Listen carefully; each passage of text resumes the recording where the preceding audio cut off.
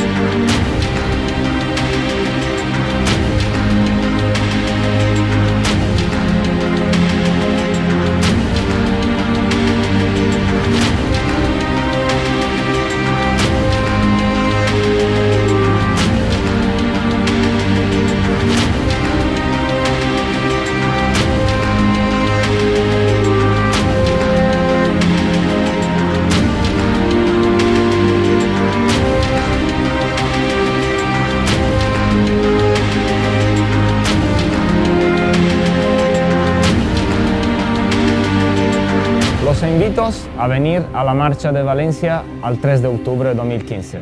Chao.